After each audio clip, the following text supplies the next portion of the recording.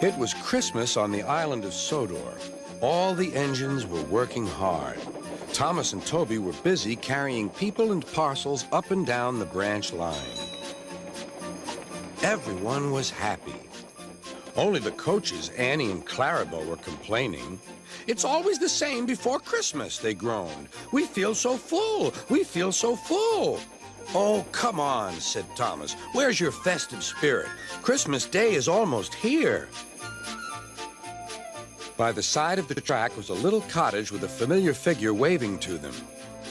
"It's Mrs. Kindly," whistled Thomas. "Beep, beep! Happy Christmas!"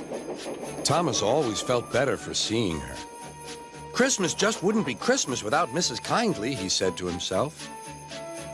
When work was over, Thomas went to see the other engines. All their coats had been polished. "Huh," said Gordon. "Just look at us. Your driver will have to work fast to get you as smart as us." "Never mind that," replied Thomas. "I've something important to say. Do you realize it's been a whole year since Mrs. Kindly saved us from a nasty accident? You remember when she was ill in bed and—" "Yes, of course," interrupted Edward. "You told us how she waved her red dressing gown out of her window to warn you about a landslide ahead." "And you and Toby gave her presents?" Percy joined in. "And Sir Topham Hatt sent her to the seaside to get better." "But," said the other engines, "the rest of us never thanked her properly." "Exactly," said Thomas. "So now I think we should all give her a special Christmas party." Everyone was getting very excited, and the drivers felt sure that Sir Topham Hatt would agree, as indeed he did. The engines were all busy making plans when silence fell. Sir Topham Hatt had bad news. "The weather's changed badly. Mrs. Kindly is snowed up. Toby says he'll help to rescue her. You must help too, Thomas. There's no party unless you do." Thomas hated snow, but he said bravely, "I'll try, sir. We must rescue her. We must." "There's a good engine. You and Toby will manage splendidly." Thomas charged the snowdrifts fiercely. Sometimes he swept them aside. Sometimes they stuck fast. And the men had to loosen them.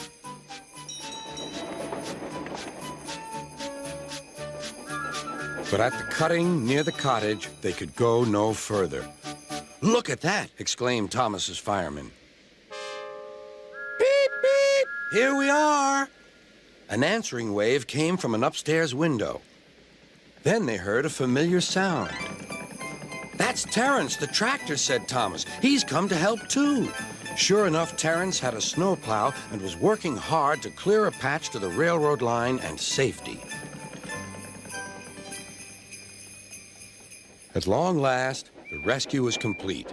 Percy took the tired workmen home. Terence said goodbye to Mrs. Kindly and promised to take care of her cottage as he watched them all set off. The engines made good time. No more snow had fallen, but the yard was dark. There was no one to be seen. Thomas's heart sank. Suddenly, all the lights went on. What a marvelous sight awaited Mrs. Kindly. "Well done," said Sir Topham Hatt. "I'm really proud of you all." Mrs. Kindly especially thanked the smaller engines. "Thomas and Toby are old friends," she said. "And now, Percy, you are my friend too." Percy was very pleased. "3 cheers for Mrs. Kindly," he called. "Beep, beep, beep." They all whistled. Thomas the tank engine and his friends thought it was the best Christmas ever, and Mrs. Kindly could think of nowhere she would rather live than here with them on the island of Sodor.